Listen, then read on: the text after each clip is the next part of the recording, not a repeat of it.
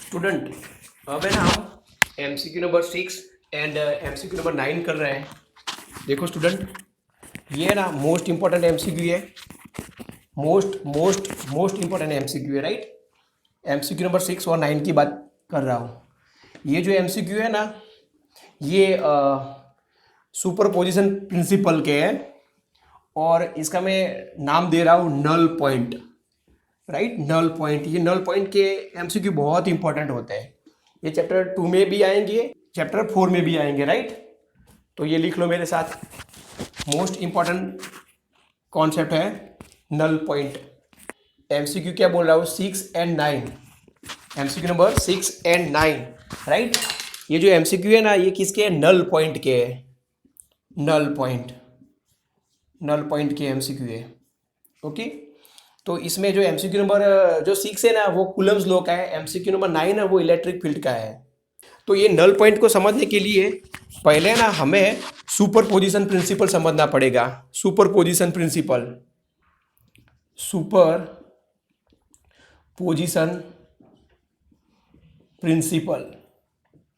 Right. Superposition principle क्या है, देखो सपोज हमारे पास Q1, Q2, Q3 चार्ज है। सपोज ये Q2 चार्ज है ना, Q2 चार्ज, इस पर कितना इलेक्ट्रोस्टैटिक फोर्स फाइंड आउट करना है, वो हमें डिफाइन करना है।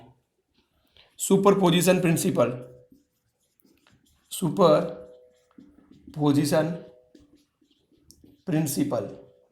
तो सपोज आपको Q2 चार्ज है ना, उस पर नेट फोर्स कितना लग रहा है वो निकालना है, राइट। तो कैसे निकालेंगे, देखो। तो force on Q2 is defined as force on 2/1 plus force on 2/3, ऐसे करके निकालना है, राइट। ये सुपरपोजिशन प्रिंसिपल है। और कूलम्स लॉ है ना, वो फोर्स का वेक्टर फॉर्म में फॉर्मूला क्या आएगा, देखो F12 is equal to, formula क्या आया, K Q1 Q2 upon R12। मैं ये वेक्टर फॉर्म में अभी बता रहा हूँ। तो यहाँ हम डिरेक्शन करेंगे ना, तो यहाँ हमें क्या करना पड़ेगा, वेक्टर करना पड़ेगा। क्या करना पड़ेगा, वेक्टर। तो हम कर रहे हैं यहाँ R12 cap, okay. Where R12 cap is equal to R12 vector upon R12, right. तो इसको लिखेंगे R1 minus R2 divided by R12। तो ये वेक्टर फॉर्म में, ये याद रखना, राइट। कैसे करना है मैं आपको सिखा रहा हूँ, देखो। ये मैंने फोर्स के लिए सुपरपोजिशन प्रिंसिपल समझाया। मैंने किसके लिए समझाया, फोर्स के लिए। अब इलेक्ट्रिक फील्ड के लिए समझते हैं। तो इलेक्ट्रिक फील्ड के लिए देखो, इलेक्ट्रिक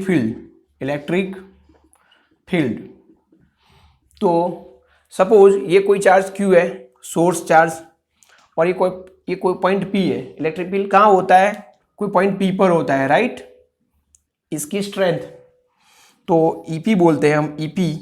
तो इसका सपोज ये दूरी R है, तो इसका फॉर्मूला आएगा KQ/R²। ये मैंने बताया ना, स्केलर फॉर्म में बताया। वेक्टर फॉर्म में बताना है तो कैसे बताएंगे, EP इक्वल टू, राइट, ये डायरेक्शन बता दी। अब देखो इसमें हम सुपरपोजिशन प्रिंसिपल कैसे बताएंगे। चलो, इलेक्ट्रिक फील्ड का फॉर्मूला क्या है, E इक्वल टू, मतलब EP equal to KQ/R² into R cap. तो इलेक्ट्रिक फील्ड में सुपरपोजिशन प्रिंसिपल कैसे बताएंगे, देखो ये चार्ज Q1 है, Q2 है, Q3 है, राइट। सपोज ये सिस्टम ऑफ चार्जेस है। तो आपको ये किसी पॉइंट P पर है ना इलेक्ट्रिक फील्ड निकालना है। तो इसका वेक्टर R1 ले लो, मतलब पोजीशन वेक्टर, इधर बता दो, कोई प्रॉब्लम नहीं है, P। और ये क्या है, R3, ये है R2। आप R1P, R2P, R3P भी बोल सकते हो, राइट। तो इधर EP क्या आएगा, देखो बच्चों, EP आएगा E1 plus E2 plus E2 plus E3। समझ में आ रहा है, ये क्या है, इलेक्ट्रिक फील्ड के लिए सुपरपोजिशन प्रिंसिपल। ये सब मैंने थियरी में आपको डिटेल में सिखाया है, राइट। तो अभी हम MCQ कर रहे हैं, तो इस पर ज़्यादा डीप में नहीं जाते हैं। E1P, E2P, E3P भी लिख सकते हो, या P1, P2, P3 भी लिख सकते हो, राइट। तो ये क्या है, सुपरपोजिशन प्रिंसिपल। तो चलो, सुपरपोजिशन प्रिंसिपल में आपको समझ में आ गया, ओके। अब हमारा कॉन्सेप्ट क्या है, नल पॉइंट। ये किसका है, नल पॉइंट का है। तो नल पॉइंट किसे बोलते हैं, देखो सपोज हमारे पास दो चार्ज है Q1 एंड Q2, राइट। तो कोई भी जगह सपोज ये पॉइंट P ले लो, तो यहाँ कोई इलेक्ट्रिक फील्ड हो, चलो वेक्टर फॉर्म में बताते हैं, EP equal to E1 vector plus E2 vector, होगा कि नहीं होगा, होगा कुछ ना कुछ। तो हमें क्या करना है, ये सिस्टम ऑफ चार्जेस है ना, उसमें कोई जगह पर P पॉइंट ऐसे सेट करना है कि EP क्या हो जाए, 0 हो जाए, तब ये जो पॉइंट P बनता है ना उसको क्या बोलते हैं, नल पॉइंट। समझ में आ रहा है। फोर्स में भी जब FP इक्वल टू 0 हो जाए तब वो पॉइंट P को क्या बोलते हैं, नल पॉइंट बोलते हैं। ओके, चैप्टर नंबर 4 में भी आएगा।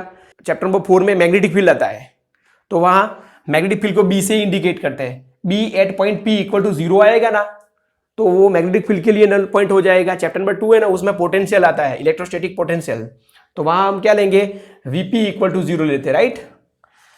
ओके, तो किसी पॉइंट पर हमें वो कॉन्सेप्ट क्या ले लेना है, 0 ले लेना है। ओके, बाकी की बात है ना मैं धीरे धीरे आपको MCQ में सिखा रहा हूं। तो ये दो क्वेश्चन है ना, वो किसके क्वेश्चन है, नल पॉइंट के। नल पॉइंट किसके क्वेश्चन है, नल पॉइंट के। बहुत इंपॉर्टेंट क्वेश्चन है, ऐसे ही क्वेश्चन आते हैं बोर्ड में, राइट, याद रखना। तो आप क्वेश्चन रीड करो और उसको सॉल्व करने का ट्राई करो। चलो देखो, पहले ना हम MCQ नंबर 9 ट्राई करते हैं। MCQ नंबर 9 देखते जाओ, ये मोस्ट IMP क्वेश्चन है, ऐसे बहुत सारे क्वेश्चन आते हैं, राइट, नल पॉइंट के। Two point charges Q and 4Q are kept at 30 centimetre apart. Q1 Q2 R कितना है, 30 सेंटीमीटर। Q1 की वैल्यू कितनी है, Q, इसकी वैल्यू कितनी है, 4Q। फिर से, two point charges Q and 4Q are kept 30 centimetre apart at a distance blank on the straight line are joining them, the intensity of the electric field is 0। मतलब इसको हमने A बोल दिया, इसको B बोल दिया, तो हमें ये पता करना है कि इसकी ये भी लाइन है ना, उस पर किस पॉइंट पर EP क्या होगा, 0 होगा। समझ में आ रहा है। तो एक्चुअली हमें क्या करना है, नल पॉइंट निकालना है। क्या करना है, नल पॉइंट।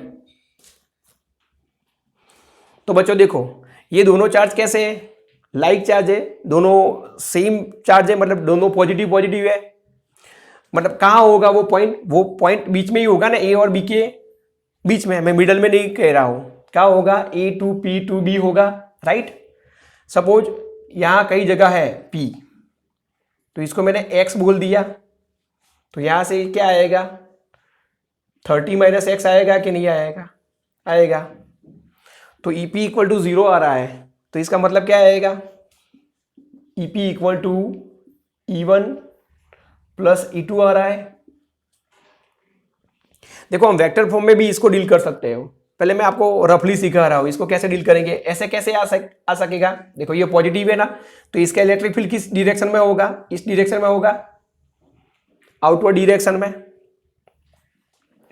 कोई पॉजिटिव चार्ज होता है ना, तो P पॉइंट पर इसका इलेक्ट्रिक फील्ड आउटवर्ड डायरेक्शन में होता है, राइट। इलेक्ट्रिक फील्ड क्या है, यहां पॉजिटिव चार्ज इमेजिंग कर लो, P पॉइंट पर आप एक पॉजिटिव यूनिट चार्ज इमेजिंग कर लो, तो इस पर फोर्स कैसे लगेगा, रिपल्जन लगेगा ना। और नेगेटिव चार्ज हो तो इलेक्ट्रिक फील्ड कौन से डायरेक्शन में होगा, इनवर्ड डायरेक्शन में। अभी ये कैसा है, पॉजिटिव है, तो इसका इलेक्ट्रिक फील्ड कौन से डायरेक्शन में होगा, ये हो गया E1। समझ में आ रहा है। ऐसे ये हो गया, ये भी पॉजिटिव है ना, तो रिपल्जन होगा, तो ये हो गया E2। ओके, ये R इक्वल टू 30 सेंटीमीटर है, मोस्ट इंपॉर्टेंट क्वेश्चन है। हाँ देख लो इधर से, तो ऐसा कैसे होगा, देखो दोनों की डायरेक्शन तो ऑपोजिट है, तो मैग्नीट्यूड सेम होना चाहिए ना, कि Q1 की जगह Q by X square is equal to K 4Q by 30 minus X whole square. तो K कट हो गया, ओके, ये आ गया 30 minus X by X whole square is equal to आ रहा है ये 4q by Q, 4q by Q, ये क्यू क्यू कट हो जाएगा, सही है ना? Okay, therefore 30 minus X by X is equal to, इसका स्क्वायर रूट ले लो तो 2 आ जाएगा, ये क्यू क्यू तो कट हो गया, तो therefore 30 minus x equal to 30 minus x is equal to 2x, hence 3x equal to 30, therefore x equal to 10 centimetre. Okay, x equal to 10 centimetre, ऐसा ऑप्शन चाहिए। तो ऑप्शन ऐसे है 20 centimetre from 4q, 7.5 centimetre from q, तो हमारा answer कितना आया? 10 centimetre आया फ्रॉम q। समझ में आ रहा है? ये देखना, तो ऐसा तो कोई ऑप्शन ही नहीं है, राइट? तो एक ऑप्शन सेट हो रहा है 20 सेंटीमीटर फ्रॉम 4q, यहां से 10 आ गया, यहां तक का टोटल कितना है? 30 है ना? समझ में आ रहा है? तो ये कितना आ जाएगा? 20 सेंटीमीटर। ऐसा भी होता है, आपने सोचा कि मेरा आंसर 10 आ रहा है, तो आंसर तो नहीं आ रहा है, लेकिन आपका आंसर कहां से आ रहा है? क्यू से आ रहा है 10, तो यहां से कितना आएगा? 20 आएगा। सो right answer is, right answer is E, answer is E, 20 centimetre from 4q। तो एक बात आपको सिंपल से बता रहा हूं, मैं चैप्टर नंबर 1 में बात कर रहा हूं, मैं फोर्स की बात कर रहा हूं या इलेक्ट्रिक फील्ड की बात कर रहा हूं। जब दो लाइक चार्ज आए ना, तो नल पॉइंट क्या आएगा? बिटवीन ए एंड बी आएगा, राइट? तो आप इसको ऐसे डील कर सकते हो। अब सोचो, जब ये दोनों अनलाइक चार्ज आएंगे तो क्या होगा? वो आपको मैं होम टास्क दे रहा हूं, सोचना अच्छी तरह से। देखो, वेक्टर फॉर्म से हम डील कर सकते हैं, तो ये प्रॉपर रास्ता है बच्चों, ये शॉर्ट ट्रिक का रास्ता है, प्रॉपर रास्ता यही है बेटा। ऐसे आ गया ये, देयरफॉर ये आ गया E1 is equal to minus E2 आ गया। अब देखो, इसकी डायरेक्शन माइनस आई कैप है, समझ में आ रहा है? और इसकी डायरेक्शन आई कैप है, तो ये क्या आया? E1 इंटू आई कैप, ये आ गया E2 इंटू माइनस आई कैप। समझ में आ रहा है? आई कैप कट हो गया, तो कहानी क्या आई? E1 इक्वल टू E2 ही आया ना, ऐसे मैंने डायरेक्ट ले लिया है। ओके, तो ये अच्छा सा क्वेश्चन था, इसकी बहुत प्रैक्टिस करनी है आपको। आई थिंक ये मोस्ट इंपॉर्टेंट क्वेश्चन है, राइट? अब देखो, एक बात बताता हूं कि जब ऐसा हो तो क्या करेंगे आप? -2q -8q, तो मिडल में आएगा, लेकिन एक आधा पॉजिटिव हो तो कब क्या करेंगे आप? तो आपको क्या करना है, सीधी बात है ना, ये जो पॉइंट P है ना, ये दोनों के बीच में नहीं आ सकता। सोच लो कैसे आएगा। सपोज जैसे आपने ले लिया, तो इसका इलेक्ट्रिक फील्ड क्या आएगा? इस साइड आएगा EA, और इसका कौन से डायरेक्शन में आएगा? इसी डायरेक्शन में आएगा ना, EB, राइट? तो नेट आंसर इस डायरेक्शन में आएगा ना, तो कहां से EP 0 होगा? नहीं होगा। समझ में आ रहा है? तो जब दोनों अनलाइक चार्ज हो तो कभी P है ना ऐसे नहीं आएगा, A to P to B ऐसा कभी नहीं आएगा। ओके, तो क्या चॉइस बची है? तो P इस साइड आएगा या P इस साइड आएगा? तो मैं आपको एक टेक्निक बता रहा हूं, P को किस साइड लेना है आपको? जो मैग्नीट्यूड में छोटा होता है ना, इसका मैग्नीट्यूड ले लो ऐसे, तो ये क्या हो गया? 2q, और इसका मैग्नीट्यूड ले लो, क्या हो गया? 8q। तो जो मैग्नीट्यूड में छोटा होता है ना, उसकी ओर आता है, राइट? क्योंकि वो आप समझ लेना, मैंने थियरी में सीखा है, F प्रोपोर्शनल टू 1/r² होता है, या E प्रोपोर्शनल टू 1/r² होता है, राइट? तो ऐसी कंडीशन हो ना, तो आपको P पॉइंट कहां लेना है? यहां लेना है। समझ में आ रहा है? ओके, इसमें मैं बहुत प्रैक्टिस नहीं करवा रहा हूं। अब ये सब है ना लेवल वाली बात होती है ना, MCQ नंबर, अब हम कर रहे हैं MCQ नंबर, कौन सा बोला था मैंने? 6, MCQ नंबर 6। चलो ट्राई किया आपने? The distance between two charge 4q and -q is r। तो Q1 है 4q और Q2 कितना है?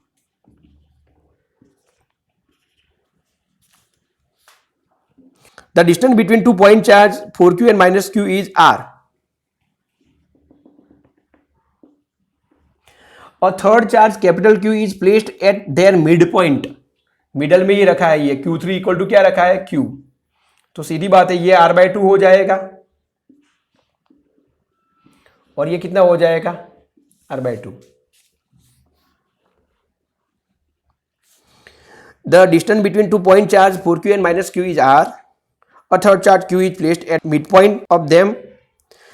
The resultant force acting on minus Q is 0. Then यहाँ का जो रिजल्टेंट पॉइंट है ना, मतलब आपको F2 क्या गिवन है, 0, तो आपको Q की वैल्यू फाइंड आउट करनी है। ओके, तो नल पॉइंट ये हो गया ना, ये दोनों की सिस्टम के लिए। समझ में आ रहा है? Q की वैल्यू निकालनी है।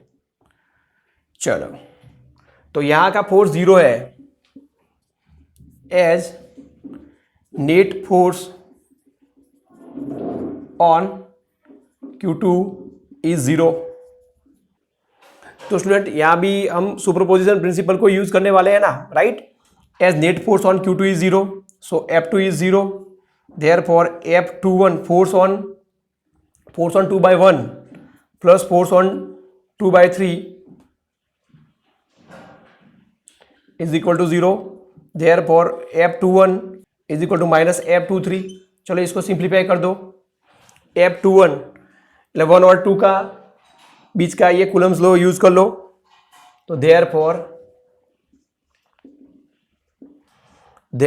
F21 के Q1 Q2 by are square is equal to की ये दोनों का 2/3 ये दोनों का के Q माइनस Q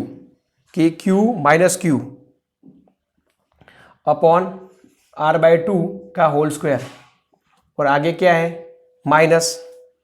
ओके, तो सिंप्लीफाई कर दो, तो ये क्या आ रहा है, कि 4k Q² by are square is equal to आ रहा है minus 4k Q by are square. चलो यहां से हो गया, तो ये आंसर आ रहा है small q is equal to minus Q, hence answer Q is equal to minus Q। Okay, तो देख लेते हैं आंसर आ रहा है कि नहीं आ रहा है। Q equal to minus Q, कौन सा नंबर का क्वेश्चन है ये, 6 नंबर का है। 6 नंबर में आंसर आ रहा है A, right, is the right answer, hence your answer is A, Q equal to minus Q। इधर एक बात ध्यान रखो, ऐसे हमें ओरली भी पता चल जाता है कि ये क्या आ जाएगा, माइनस Q आ जाएगा, क्योंकि इसको नल पॉइंट बनाया है ना, तो बीच में तो नहीं आएगा, राइट। बीच में कब आएगा, ये पॉजिटिव हुए तब। तो है ना, आप ऑप्शन देख के भी थोड़े स्किप कर सकते हो ऑप्शन, राइट। तो ये बी एंड डी है ना, वो पॉजिटिव आंसर आ रहा था, तो ऐसा आने वाला ही नहीं था ना, माइनस ही आंसर आने वाला था। ओके, मैं क्या बोल रहा हूँ, ये नल पॉइंट वाले कॉन्सेप्ट को मैंने थियरी में बहुत अच्छी तरह से सीखा हुआ है, तो इसके वीडियो देख लेना, ना समझ में आए तो। बिटवीन कब आता है, जब दोनों लाइक चार्ज हो तब, और साइड में कब आएगा, जब दोनों अनलाइक चार्ज हो तब, और सेकंड केस में जो छोटा है ना उस तरफ वो पी पॉइंट आने वाला है। ओके।